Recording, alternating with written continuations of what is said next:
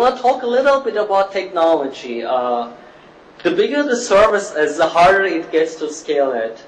You can launch a social network for a couple of 100,000 users really easily on just like one single server with really simple tools. For instance, for Orkut.com, initially it was written in C#. The database was Microsoft SQL Server. The service was running on Microsoft SQL Server. And when it launched, it was able to support over 200,000 users on just like one single computer. Initially, we launched the site for Googlers internally so they can like check them out. And before we launched it externally, we added a proxy server since you have to put it behind a proxy to make it safe. And soon after we launched, we started getting a tremendous growth, and we had to add more servers. So the first thing we did was separate the database into different machines.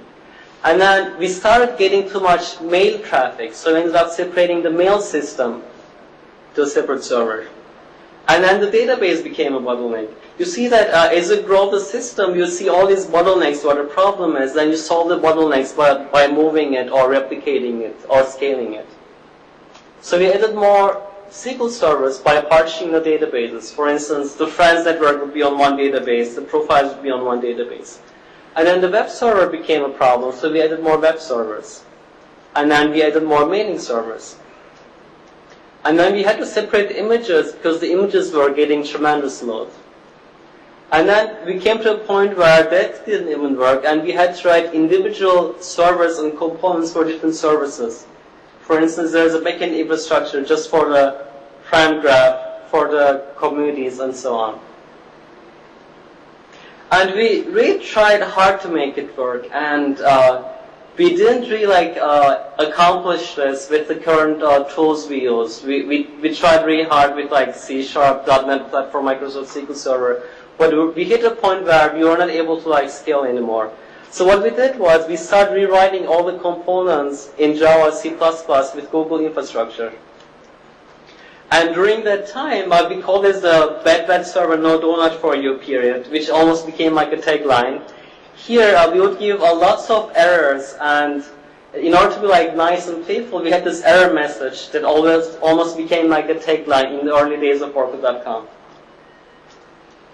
And as we moved more and more components into Google infrastructure in our internal tools, you see that our graph, our page views doubled multiple times over just a few months. And here you see our transition to a new infrastructure in year 2005.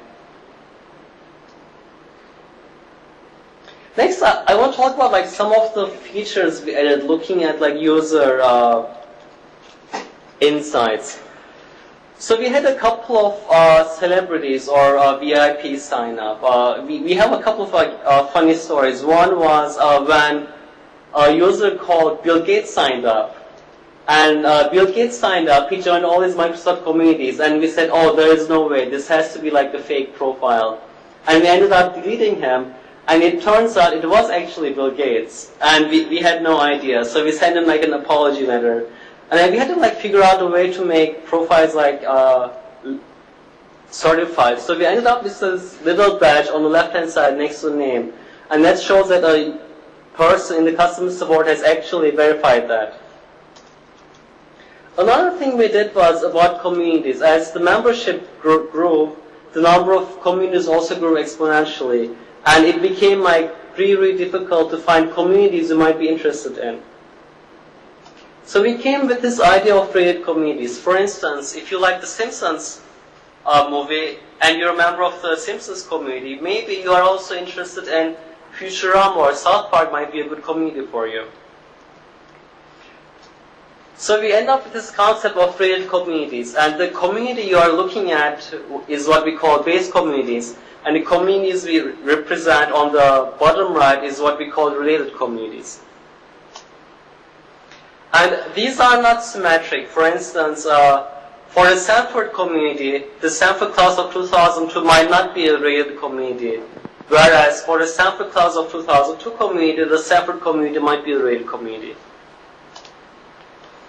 And we tried a whole bunch of different scoring functions, and we did some user testing. And as a result, we found out that the auto algorithm gave the best results for scoring. And this is actually a very simple mathematical formula where you take the number of members in both the base community and the related community, and you divide it by the square root of the number of members in both communities. And then you compute the scores for all the related communities, and then we show the top 9 on the bottom right corner. And that ends up being an excellent choice of communities we can suggest our users.